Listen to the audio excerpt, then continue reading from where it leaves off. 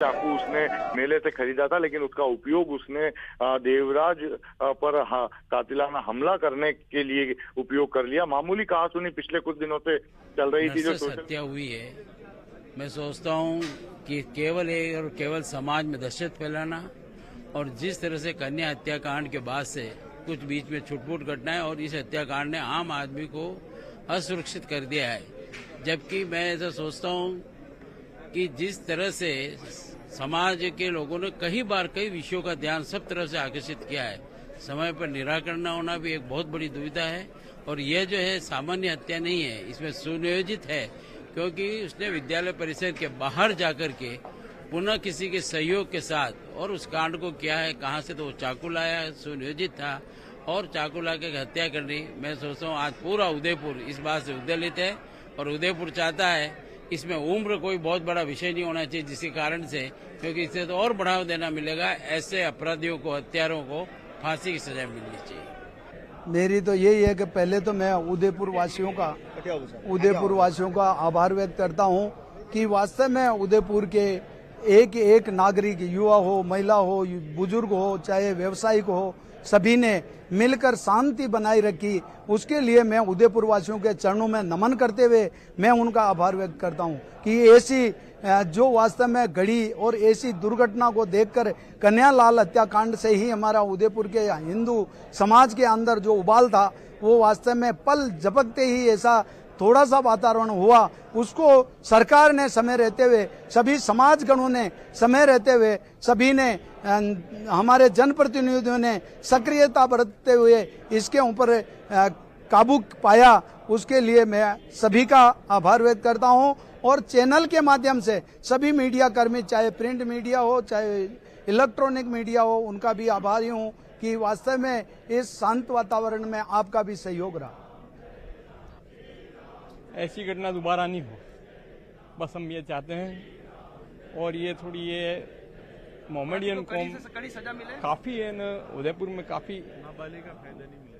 बस ये हम चाहते हैं कि इस तरह का दोबारा ये घटना नहीं हो सके। हमला हुआ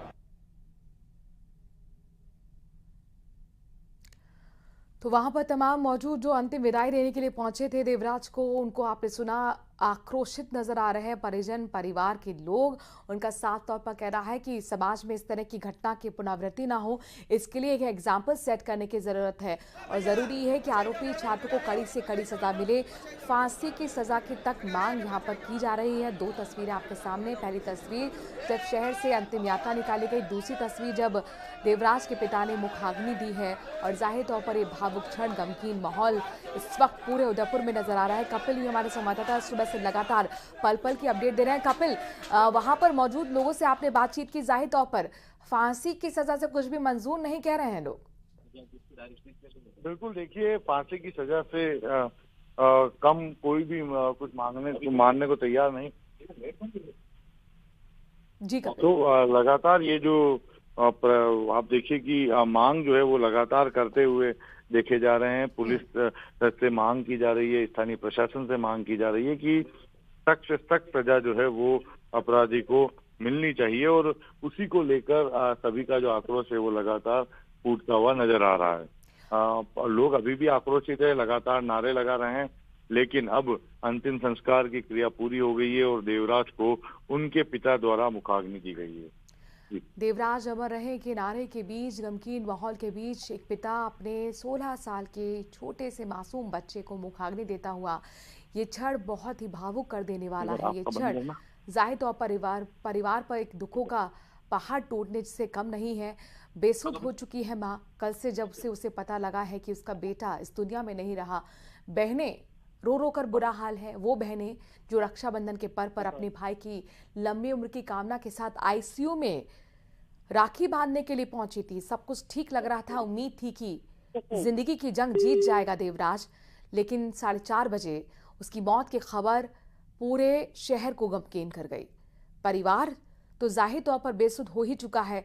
माँ होश नहीं है, कल से रो रो कर बुरा हाल है। बस उसका यही कहना है कि मेरे बेटे को कोई लौटा दे, मुझे नहीं चाहिए आर्थिक मदद। लेकिन जाहिर तौर पर परिवार के लोग समझा रहे हैं और ये बताने की कोशिश कर रहे हैं कि आपकी तरफ से जो भी बातें कही गई थी, जो भी मांग थी आरोपी छात्र को लेकर, वो तमाम एक्शन भी प्रशासन ने गंभीरता पूर्वक लिया है। लेकिन अब लोग यहाँ पर जो मौजूद है समाज के, वो कह रहे हैं कि इस तरह की घटना की पुनरावृत्ति ना हो, इसके लिए जरूरी है कि कड़ा एक्शन होना चाहिए, फांसी की सजा होनी चाहिए, एक एग्जाम्पल सेट हो ताकि अपराधियों के मन में भय बैठे। हालांकि उदयपुर में अपने आप में पहली बार हुआ है कि किसी आरोपी के घर पर बुलडोजर एक्शन हुआ हो। मांग मानी गई और तुरंत 24 घंटे के अंदर जांच पड़ताल के बाद पाया गया कि छात्र का जो घर है वो अवैध रूप से बना हुआ था, वन विभाग की जमीन पर बना था। ऐसे में बुलडोजर एक्शन के तहत एक मंजिला पूरे घर को जमींदोज किया गया। आरोपी के पिता को भी गिरफ्तार कर लिया गया। कपिल भी हमारे संवाददाता जुड़े हुए हैं। कपिल, देखिए, लोग जो वहां पर मौजूद थे उनसे आप बात कर रहे थे और हम लोग यही वो बात कर रहे थे, उसी को वो आगे बढ़ा रहे थे कि ऐसा लगता है कि मानो सोची समझी साजिश हो। सवाल यही है कि फिर वो उस आरोपी छात्र के पास चाकू आया कहां से?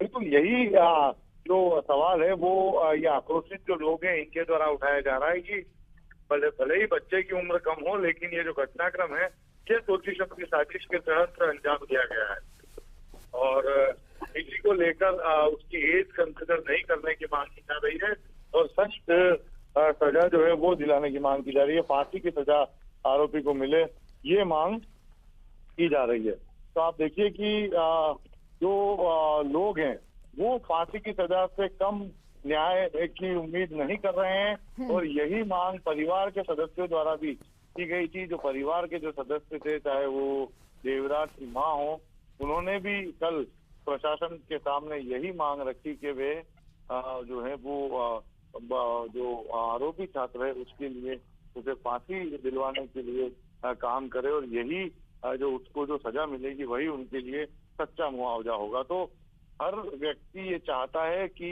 जिस तरह से नृशंस तरीके से देवराज की हत्या हुई है। कपिल, जाहिर तौर पर आक्रोश वाजिब भी है और पूरा उदयपुर गमगीन है। वो आक्रोश हमने वहां तक देखा कि आगजनी तक ये मामला बढ़ गया था, तनाव बढ़ गया था। ऐसे में भारी पुलिस जाब्ता आज भी तैनात है। तमाम पुलिस के बड़े अधिकारी खुद मौजूद रहे पूरी अंतिम यात्रा के दौरान। जनप्रतिनिधि वहां पर कौन कौन से इस दौरान मौजूद रहे मोक्षधाम में, और जब ये मांग की जा रही है तो उनका क्या व्यू था इस पर? देखिए, यहाँ उदयपुर शहर और ग्रामीण के जो विधायक हैं मौजूद हैं। विधायक कपिल के पास हम रुक करेंगे, चूंकि आज इंटरनेट भी बंद है उदयपुर में जाहिर तौर पर, इसलिए तकनीकी बीच बीच में खराबी भी आ रही है। 4 दिन हो चुके हैं लेकिन उदयपुर में नेट बंदी अभी भी जारी है। कल तनावपूर्ण थोड़े वक्त के लिए माहौल बना और एहतियातन ये फैसला लिया गया कि उदयपुर में आज भी नेट बंदी रहेगी, यानी कि नेट नहीं चलेगा आज। इसके साथ साथ स्कूल कॉलेज भी बंद रहेंगे। वक्त सुबह का है इसलिए बाजार बंद है, लेकिन धीरे धीरे जब सुबह आगे बढ़ेगी, दिन चढ़ेगा, तो जाहिर तौर पर बाजार खोलने का तो फैसला लिया गया है। कल देखिए